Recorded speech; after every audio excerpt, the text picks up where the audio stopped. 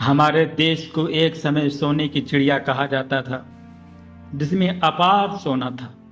लेकिन समय समय पर विदेशी आक्रांताओं ने हमारे देश के न केवल सोने को लूटा, बल्कि हमारे यहाँ की संस्कृति को भी ठेस पहुंचाई, जिसके कारण सदियों की गुलामी के बाद आज भी हमारा भारत देश विकसित देशों की तुलना में ना आकर विकासशील देशों की गिनती में आता है। ये विदेशी आक्रांता कौन थे और इनके भारत पर आक्रमण करने के क्या उद्देश्य थे, उन्हीं में से हम आज एक आक्रांता के बारे में जानेंगे। वीडियो को आप अंत तक देखना।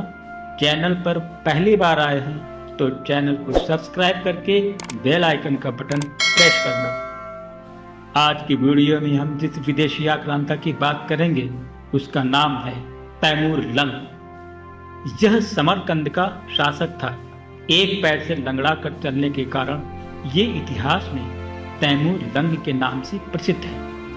इसने भारत देश की समृद्धि की कई कहानियां सुन रखी थी। भारत से व्यापारियों द्वारा लाए गए अनेक अद्भुत चीजें देख वह अचरज में आ गया।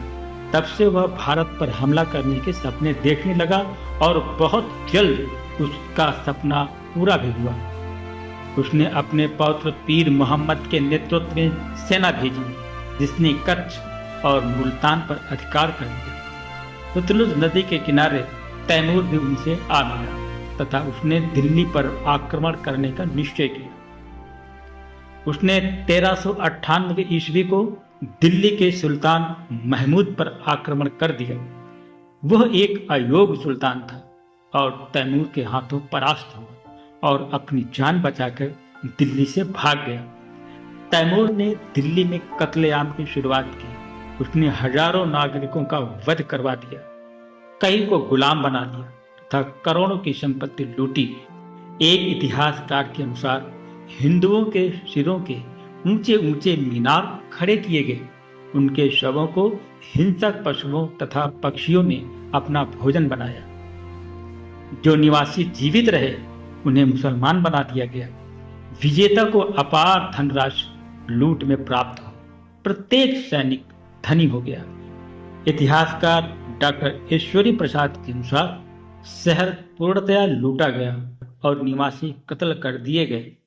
लूट का धन शत्रु के हाथों लगा। सहस्त्रों शिल्पकार तथा यंत्रकार शहर से बाहर लाए गए और युद्ध में सहायता देने वाले राजाओं, अमीरों और अफगानों में बांट दिए गए।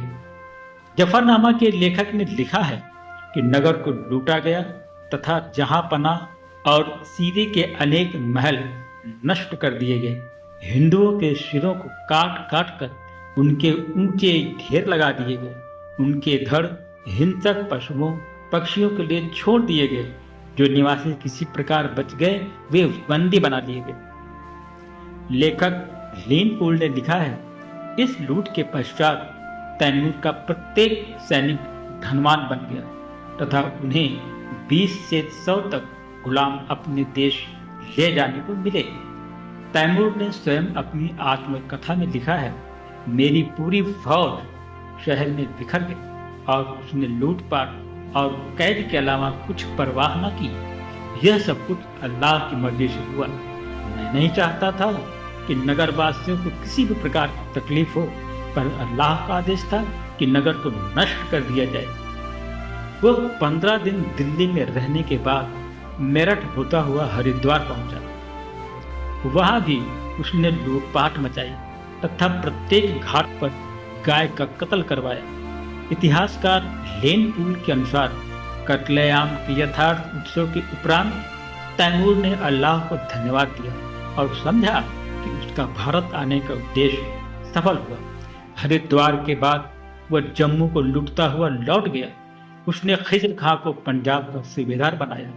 इतिहासकार डॉक्टर श्रीवास्तव के अनुसार अपने वापस लौटने से पूर्व वह भारत को एक ऐसी दयनीय अवस्था में छोड़ गया जैसा कि पहले कभी किसी आक्रमणकारी द्वारा नहीं किया गया था।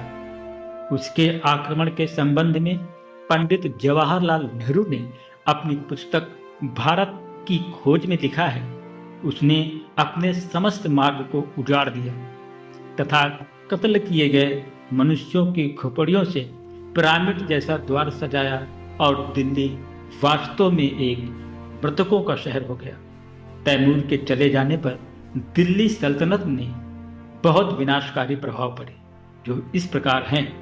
नंबर 1, तैमूर ने लाखों भारतीयों को मौत के घाट उतार दिया तथा अपार धन लूट कर ले गया, अतः जनधन की बहुत हानि हुई।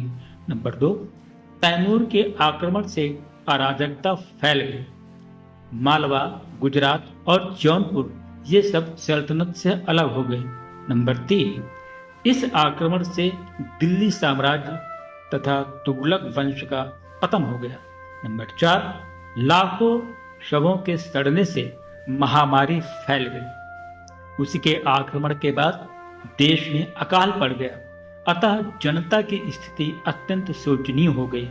दिल्ली शहर के बारे में तत्कालीन इतिहासकार ने लिखा है, दिल्ली शहर बिल्कुल नष्ट भ्रष्ट हो गया। तैमूर के नरसंहार से अनेकों व्यक्ति महामारी के शिकार हुए। 2 महीने तक नगर में एक भी पक्षी दिखाई न पड़ा। नंबर 5, उसने खिज्र को पंजाब का गवर्नर बनाया, जिसने दिल्ली पर अधिकार कर 1414 ईस्वी में सैयद वंश की स्थापना की। नंबर 6, तैमूर के आक्रमण से बाबर के आक्रमण का मार्ग आसान हो गया। इसके अतिरिक्त तैमूर ने कई मंदिरों को ध्वस्त किया, लाखों लोगों को मौत के घाट उतार दिया तथा लाखों को दास बना दिया। उसने कई कलात्मक और सुंदर भवनों को नष्ट कर दिया, जिससे भारतीय कला को गहरा धक्का पहुंचा। तैमूर अपने साथ हजारों भारतीय कारीगरों को समरकंद ले गया, जिन्होंने उसके शहर को भव्य रूप दिया। इस प्रकार भारतीय कला मध्य एशिया में विकसित हुई। तो मित्रों, ये था तैमूर लंग का विनाशकारी आक्रमण। उस समय दिल्ली में कोई योग्य शासक होता तो हमारे देश में अपार जनधन की हानि न हुई होती और आज हमारे देश का इतिहास भी कुछ और ही होता। यदि आपको मेरी मेहनत पसंद आई तो वीडियो को लाइक, चैनल को सब्सक्राइब करके बेल आइकन का बटन प्रेस करें। मिलते हैं आपसे किसी और वीडियो में, तब तक के लिए जय हिंद।